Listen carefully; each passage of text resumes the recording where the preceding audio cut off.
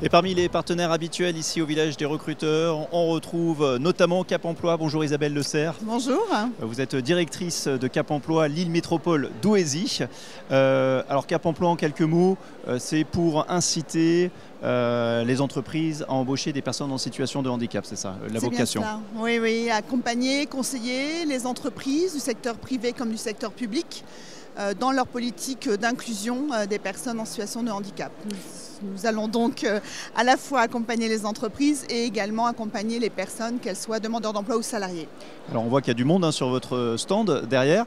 Est-ce qu'aujourd'hui il y a des personnes en situation de handicap qui peuvent parfois s'auto-censurer pour certains secteurs, se dire ça c'est pas pour moi et justement vous êtes là pour les accompagner?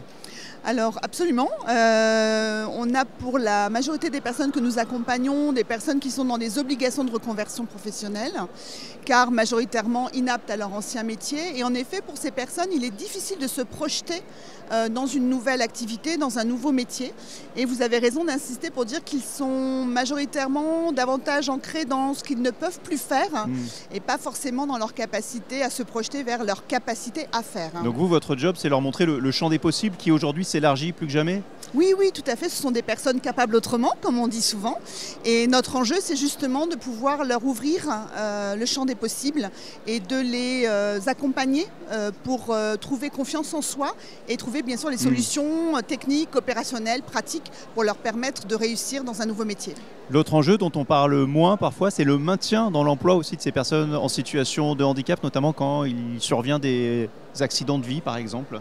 Oui, vous faites bien en effet de le souligner. Le handicap ne vient pas forcément à la naissance, il s'acquiert aussi durant le parcours de vie, et notamment chez les adultes, sur des maladies ou sur des accidents de la vie domestique ou de la vie professionnelle.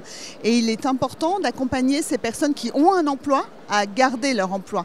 Donc soit en aménageant leur poste ou leur environnement de travail, soit en travaillant avec eux des pistes de reconversion professionnelle à l'intérieur de leur entreprise ou à l'extérieur. Est-ce que votre job aussi, c'est pas finalement se battre encore et toujours contre les idées reçues que la personne en situation de handicap, elle n'est pas forcément dans un fauteuil roulant, mais que dans la plupart des cas, ce sont des handicaps dits invisibles? Alors les idées reçues, comme vous dites, évoluent beaucoup. Je trouve que la presse, je trouve que le cinéma, on a un film actuellement qui fait un tabac. Un petit truc en plus. Voilà, c'est ça qui alimente ces idées nouvelles.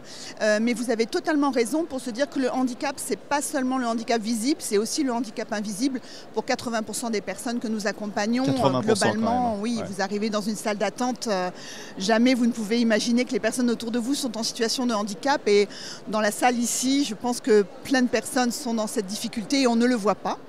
Oui. Donc c'est ça qu'il nous faut aussi travailler dans les idées reçues comme vous dites. Aujourd'hui, l'inclusion s'est intégrée dans les politiques RSE, la marque employeur des entreprises qui militent, qui mettent en avant cette politique souvent inclusion. Pourtant, les chiffres n'en démordent pas. Je ne crois pas que ça ait beaucoup évolué. Il y a le double de personnes en situation de handicap au chômage que dans la population valide. Oui, c'est bien cela. Aujourd'hui, dans les Hauts-de-France, les demandeurs d'emploi en situation de handicap, c'est 10% de l'ensemble des demandeurs d'emploi. Et leur taux d'inactivité professionnelle est le double en général des personnes dites Pourquoi valides. ça évolue pas, ça, depuis des années? Alors, en valeur absolue, ça diminue parce que le taux de chômage diminue, donc on se réjouit de ça. Pour autant, en effet, il y a encore beaucoup de chemin à parcourir sur le champ des possibles, justement. Mais la société bouge, la société évolue. On a de plus en plus d'entreprises qui ne sont plus du tout dans ces logiques de frein à « je ne veux pas du handicap, point ».